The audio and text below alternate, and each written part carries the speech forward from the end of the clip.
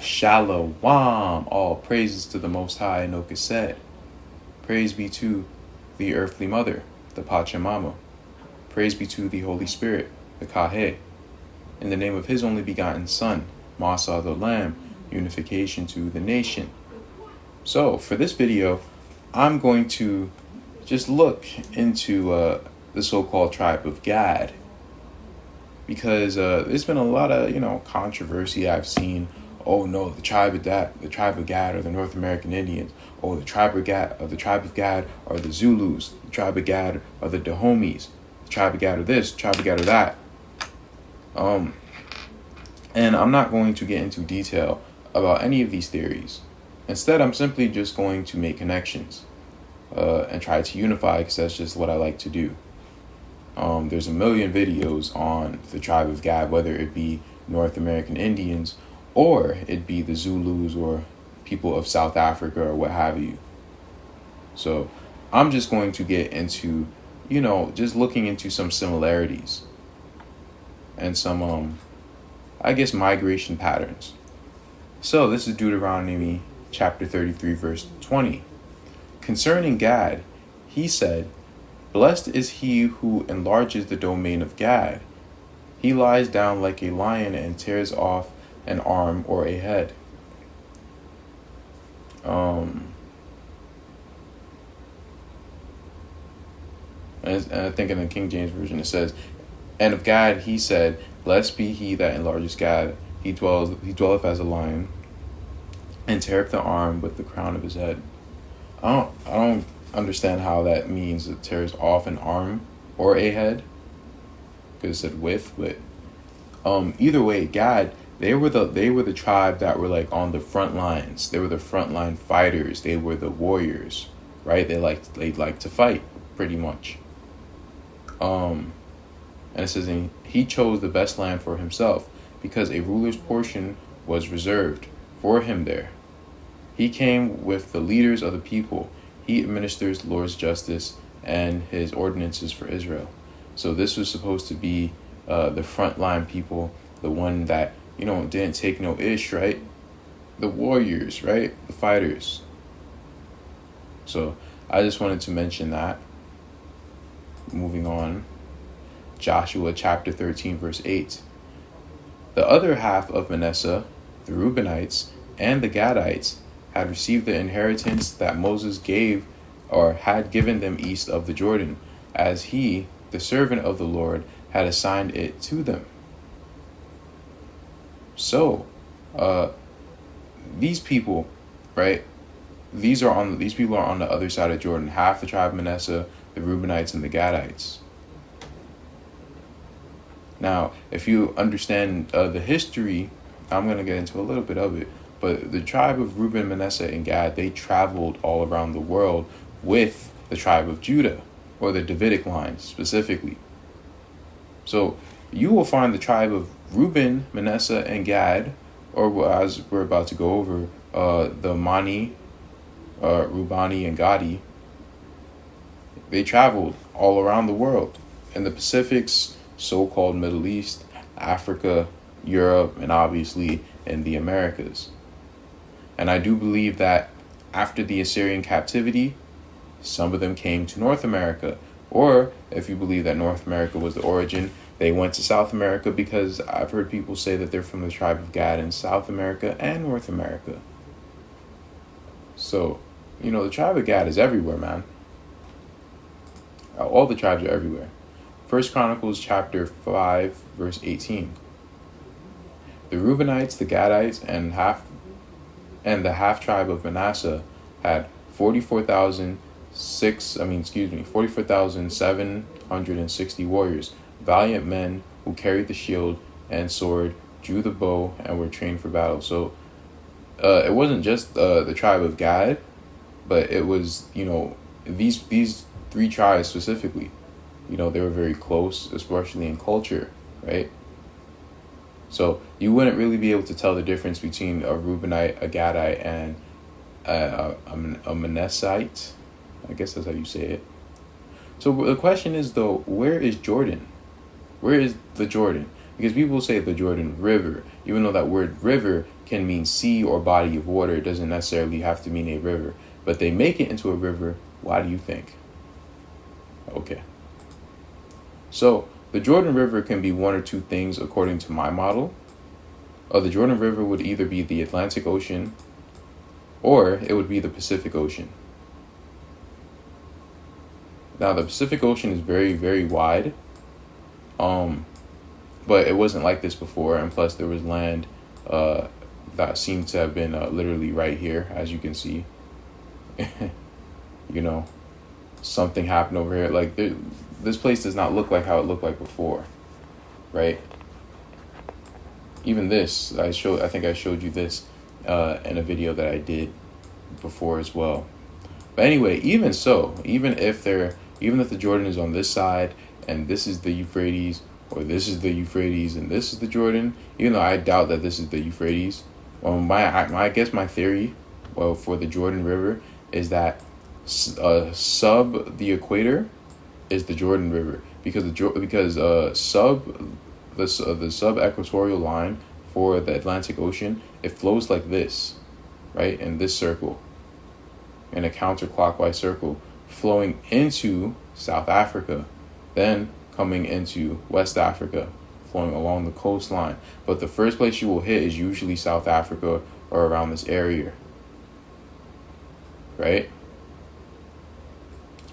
Or, you can also flow back to Brazil. And this is why you will see a lot of so-called African customs and cultures, a lot in Brazil, especially from the Yoruba, because there's always been, some sort of relationship here, right, with South Africa, Brazil, West Africa, so on and so forth, because I honestly believe that these are all the lands of Israel, whatever lands we have in South America, or whatever lands we have in Africa. But I don't believe that all of their lands are only in Africa or only on this continent. All it said is on the other side of Jordan. It never said where. So they could have had lands here in Kumari Kingdom or Australia or the Pacific Islands or what have you. Right? We don't know. The other tribes could have had land over here. The other tribes were here. So I don't know. I don't know the whole story. But what I do know is that, or at least I think, and that I theorize, is that 2.5 tribes were across an ocean. They had land across an ocean. Because I see so many references to the Israelites, even at a very early date in Africa, it makes me suspect that some lands are definitely in Africa. I don't know where, but it seems like they're there. Moving on. Where are we? This is the history of the kingdom of Dahomey. Now, the brother Yahi, he made up a good point. I don't know where he got this. I guess but he studies, he studies Africa a lot for a Native American. He sure does study the Bantu a lot, because he wants to understand them. He actually has love for them. That's a very beautiful thing, because when you show love to people, it kind of breaks off the spell that Satan has on them. So, it's best to show love for people. And if they're tripping, just leave them alone. Like, I just leave people alone, honestly. When you start tripping, I just leave you alone. I forgot why I had this open. I think I wanted to read this. At the same time, the slave trade began increasing in size in the coastal region through the kingdom of Whydah and Alada, and trade with the Portuguese, Dutch, and British. The Dahomey Empire became known to European traders at this time as a major source of slaves in the slave trade at Alada and Whydah. Now, regarding any slave trade that did happen, where anyone was moved to the Americas, most people were moved to the Caribbean. And the most people who were, shipped to the Caribbean, in general, they came from specific tribes. Those tribes, Levi and Judah. Some Benjamin came from Europe, But the tribe of Levi and Judah were mainly the ones who were shipped to the Caribbean because, they were the ones who were like the higher ups, the leaders, or what have you, the ruling class. Anytime you have priests and kings, you're always going to have Levi and Judah. So anyone shipped from West Africa to the Americas was really just shipped to the Caribbean. Most people from Europe, they were shipped to the east coast of the Americas. And if they weren't shipped there, the kings, the rulers, they were shipped here to fill out their punishment in the sugarcane fields in the hot sun. They had the most grueling slavery as far as physically. The Aztecs, the ruling class of the Aztecs, the builders, the Toltecs, many of them were shipped to the Caribbean. The Incas, shipped to the Caribbean. I'm telling you, all the rulers were really just shipped to the Caribbean. The Nagas over here in India, shipped to the top of South America, to Trinidad and Tobago. A good amount of those people, they're just Gentiles. They're not even like Israelite East Indians. They're Gentile East Indians. And you can tell by how they're treated and how they treat, the children of Israel. So that's it's just an interesting point. Let's move on. So now we're going to look at the North American Indian perspective of the tribe of Gad. So let's read what he said.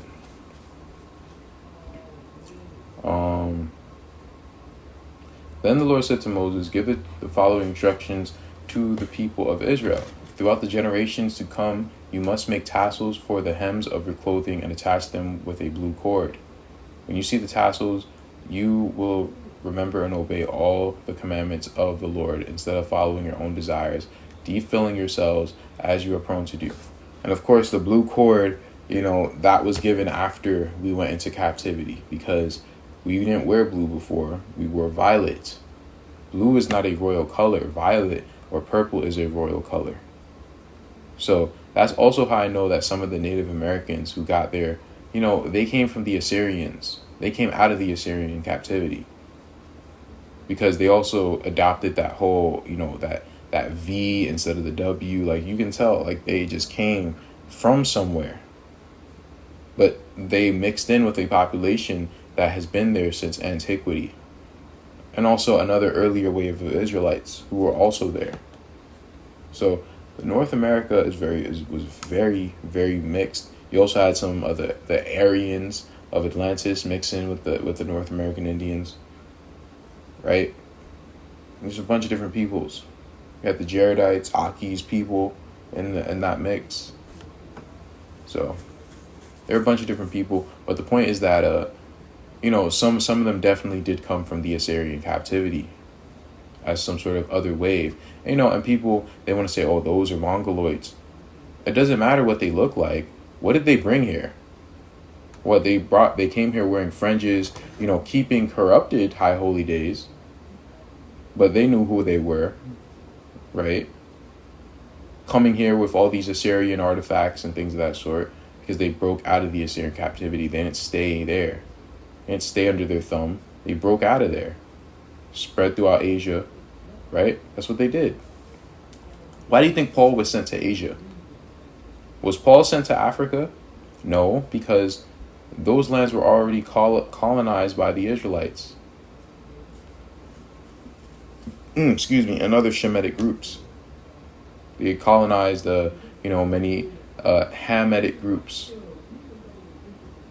Because Ham wasn't really even doing anything, bro. Like, people think that they know who Ham is. They don't really know who Ham is. No one knows who Ham is, because Ham hasn't really done anything. He's just been kind of neutral. Japheth has been wicked. Cain, the line of Cain has been wicked. A lot of Shem, they've been rather righteous, or they've been incredibly wicked, including us. So that's just how it kind of been working out. This is 41. You shall keep as a feast to the Lord 7 days in the year. You shall keep it in the 7th month as a statute forever throughout your generations. You shall live in booths for 7 days. All the citizens in Israel shall live in booths, so that your generations may know that I made the people of Israel live in booths when I brought them out of the land of Egypt. I am your Lord God. I should also mention that, there's also like a large, almost Assyrian settlement found on the east coast of the Americas. So that's another thing. Did they come from there? I don't know, man. This stuff gets confusing because a lot of these, you find almost everything in North America, but it seems like why did they leave? Why would you leave North America? And of course, it does say in the Book of Mormon that, many people have come here, but he constantly sweeps people off the land. So that could be the reason, maybe. I mean, if it does say it, we definitely should give it a lot of consideration, right? Then may be the most defining symbol associates Native Americans and their use of tents or teepees. This symbol also literally defined the tribe of Gad, as it is their emblem, as seen on the title picture of this article. And here in Chronicles, a description of Gadites is given, or I guess are given.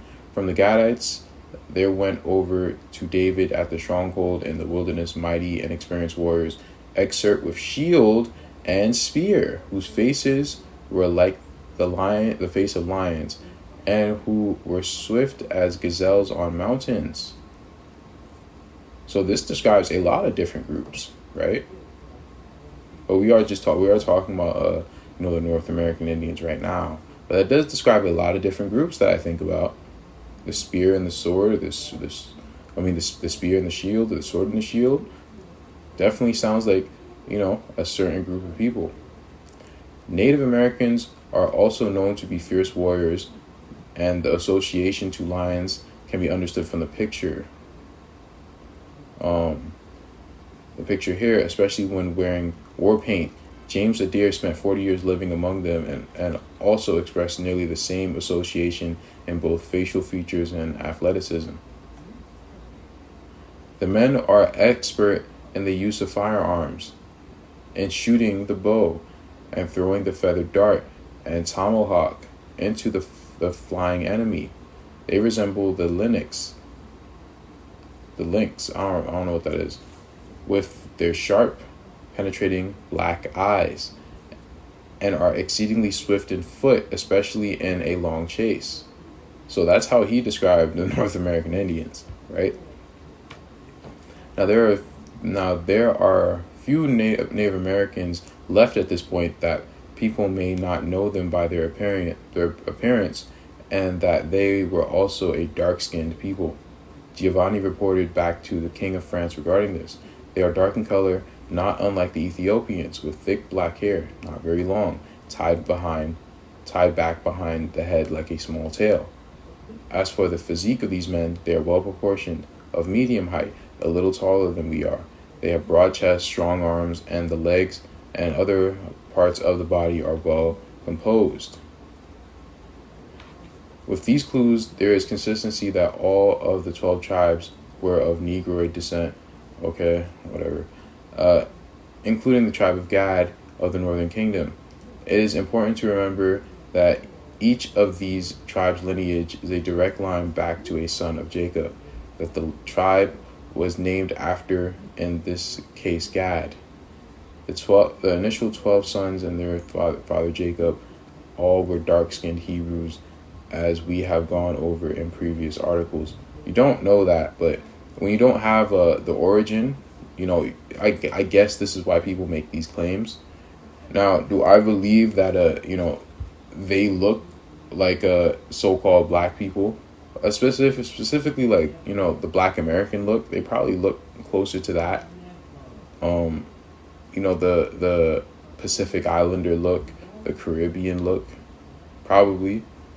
Certain looks in South America, certainly, but that's not a Negroid look. That's an Indo-Australoid look, somewhat of a Negroid look, but it's not a Negroid look. But we've already went over this. Gad, a troop shall tramp upon him, but he shall triumph at last. And he talks about the New York Cavalry. New York Cavalry. the United States cavalry that committed genocidal acts against the natives, right? They did it in North America. They absolutely did that in North America. But I also must mention that they also did that in South Africa. So, the tribe of God is not in just one place. It's in many different places. It's in China. Who do you think taught those people like all of those techniques? You think they made that up? Are you crazy? We're gonna get into different parts of Asia, specifically Japan, after what we're reading. It is also worth noting that the tribe of Gad migrated into North America, likely the first inland landmass the house of Israel came into contact with after the migration from Assyrian captivity. The tribe of Gad has a history of getting to choose first, so it makes sense as to why their tribe settled in North America. So you guys can read this. I just want to go over a few more things before we just get into some pictures and stuff and close out the video. But this is what I was talking about with the Rubani, Gadi, and Mani. They traveled with Prester John or King David, or at least the Davidic line, right? So they were in the Pacifics as well. I don't want to spend too long on this. Let's see what I get out of this. At the time of the Civil War in the Pandian homeland, Princess Pandia went to Australia and married her relative King Soli of the Rubani, Mani, and Gadi. Reuben, Manasseh, Gad. So that's all I wanted to really show you guys. Reuben, Manasseh, and Gad were in the Pacifics. We're in Australia, right? They traveled around the three Indias, the Americas, Africa, and India, right? So I think I made my point. Let's move down, because this person made a very similar claim, or is making a similar claim, but didn't make the same claim about the Ga, right? And how Gad is not really Gad, it's actually Ga. And that's really interesting, because it makes me think of Edo, right? Because people say, well, that's that place is ruled over Edo. They call it the Edo province. They have an Edo province both in West Africa as well as Japan. And people wonder, oh, well, that means that Edom was there. No. The same way how they take out letters, or they don't maybe pronounce the first letters or something, it's almost like a nickname, right? Or just a shorthand. It's kind of what it seems like. Or maybe not. Maybe there's some sort of linguistic element to it.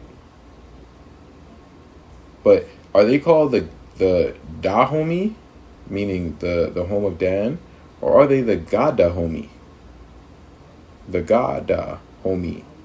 So does that mean that they're Gad and Dan? Or is it just GA-Dahomey? I don't know. But you guys can check out this video. I'm not going to play it. I just wanted to bring this to your attention, if you can get something out of this. Let's move on. We even have the Ga district. Now, are all of these people from all of these places from the tribe of... No. Not even close. Not even close. Our people got invaded. We're all mixed up with the other nations. All of them. I don't care what anyone says to anyone. They're mixed up in some sort of way. Right? Unless you can trace your lineage by paper, please do not ever say that, well, I'm not mixed, and call people mamzers, and what are you talking about? So if you're not, what does that mean then? The Most High can cut you off then, right? Don't speak of arrogance, man. The Ga-Mashi, is it the God/Mashi people? Is that the Moshi people? The people who were kicked out of the Incan Empire and ran to West Africa?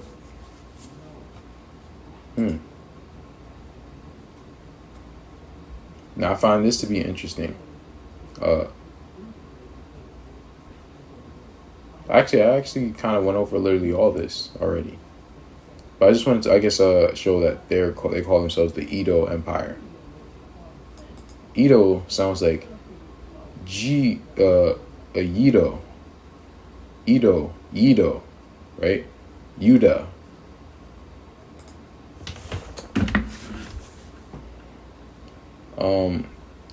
This talks about how the Igbo and the tribe of Dan, they connect, and I think the Dahomey, they are in part Dan because of the snakes, or maybe not though, because the Incas had snakes around them, the Nagas had snakes.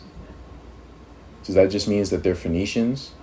Does that mean that they're partly Canaan? Could mean all that. And if you're not like following, I'm sorry. This is what I'm talking about. Like they have the snake emblem around the Dahomey peoples. I don't know what the shark means, but they got the snake, right? It's very similar to the picture that you see of the last Incan emperor. Has the golden snakes above his head. Let's see, moving on. So let's get into some pictures. So now you'll notice something. What does he look like? This is a so-called Zulu Warrior, right? What does he dress like? He reminds you of Black Panther a little bit, because that's what Black Panther is based on. Kinda. Because while they're based on the Zulus and the Dahomeys, what are they based on? What are the Dahomeys and the Zulus based on? Because there is a close connection with South America and Africa. And when it comes to North America, they have a good connection with South America, with the Pacifics. Because some of those people came from the sunken land of Mu, right? Probably some people from Joktan mixed in with the inhabitants. This is again, this is why I do not say that every single person here were Israelites. But anyway, the focus is talking about how this person is dressed. He has the feathers, right? The headdress. This right here, the Egyptian sort of necklace, or not necklace, neck cloth. As the so-called Black Panther necklace, even though you see this in North America and South America. So where is the origin? You gotta find that origin. This is what it is. Looks much more bigger than this though. There's only one I can find for now. Now I want you to tell me which one is which. If this is an Aztec or this is a Zulu.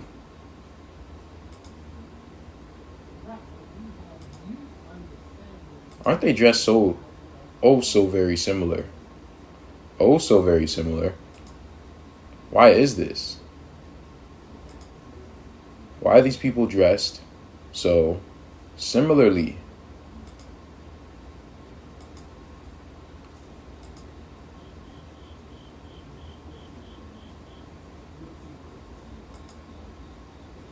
Spear and sword.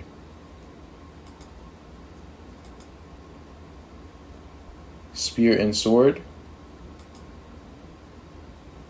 Spear and sword.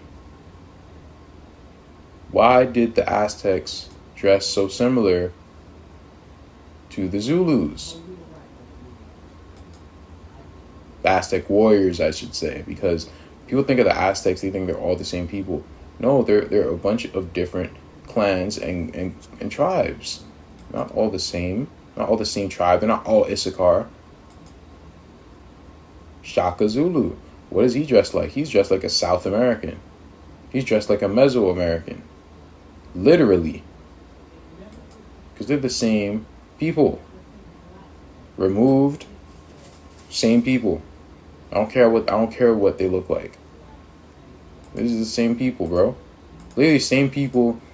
This is before the Assyrian captivity. This is after. Like, come on, bro. Look. This is an Assyrian shield. Changed up some things. But they're doing the same damn thing. Look at that, blowing the shofar. That's what I'm talking about. Blowing the shofar. Look, all in animal skins. Is there any real difference?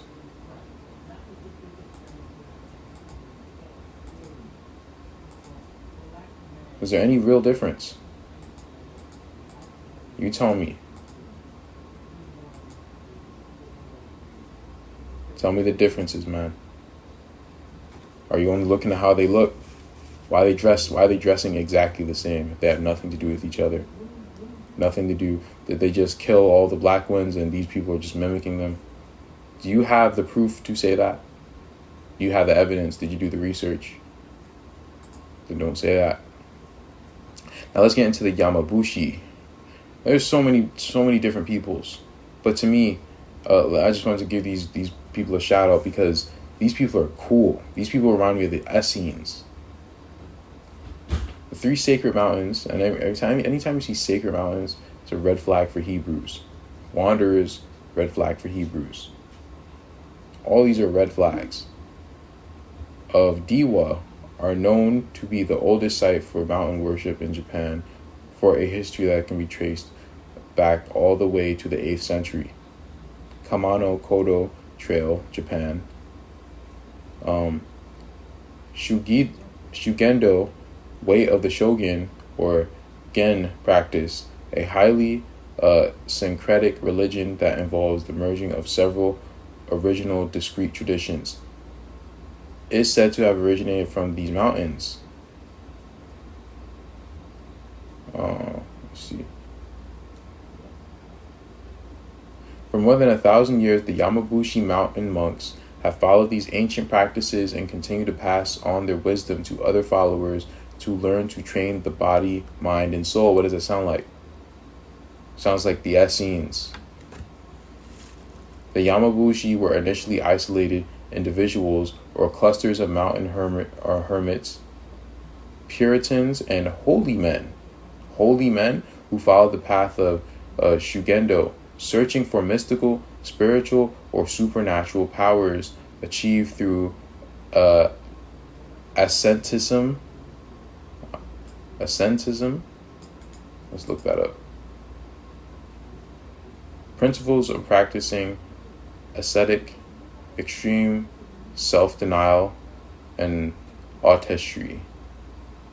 It's just the sounds, bro. This is just it sounds so much like the Essenes, bro. If you looked up the Essenes, they did this exact same thing. These mountain men came to be known for their magic abilities and knowledge of the occult, and were sought out as healers or mediums. Healers or mediums. This just sounds like they were trying to get at one with the Arekidoshoi.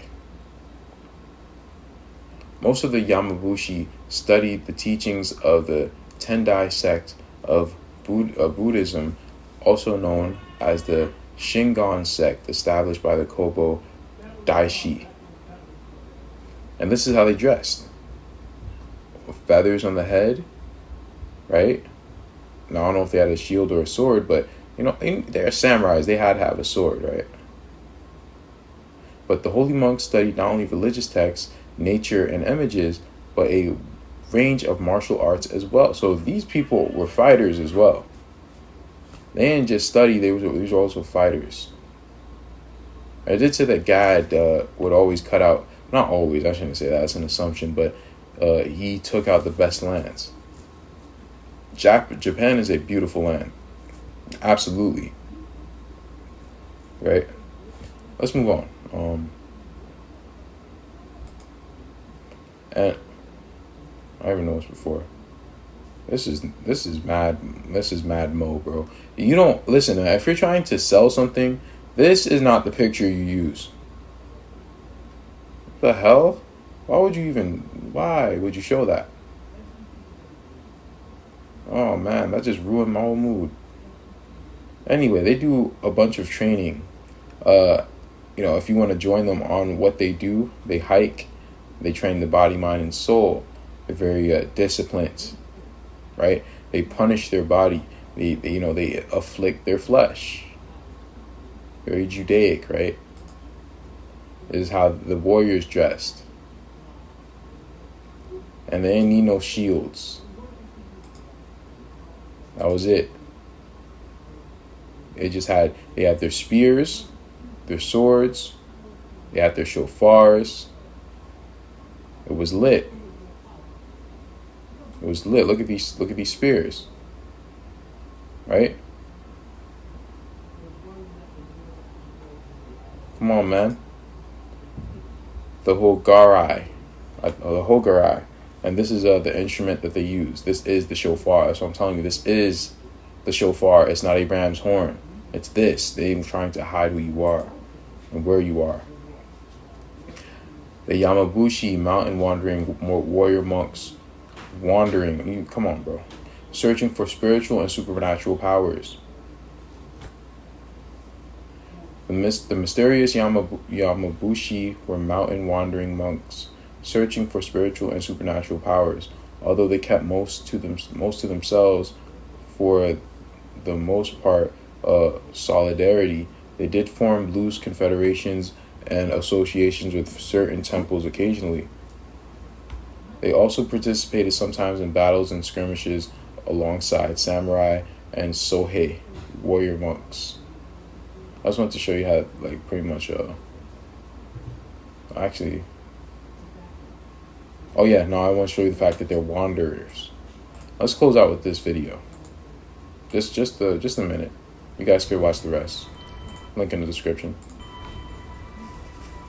要するにこの山伏修行っていうのは、雨降ろうが風降ろうが、 Look at them long beards. Why they have long beards, dressing in all white? ね、で井戸の山で川を裸足で歩いて滝に入ったりでしょ。 Very priestly, right? All white, priestly, carry around a shofar, have rituals. 地獄の苦しみを味わうということなんだろうね。 Hand signs.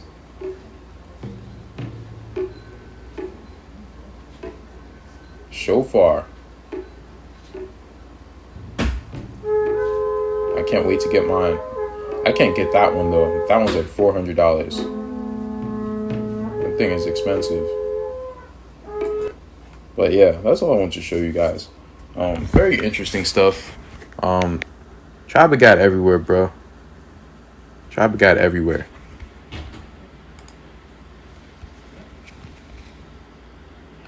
Have a blessed evening. Shalom. Selah Kala.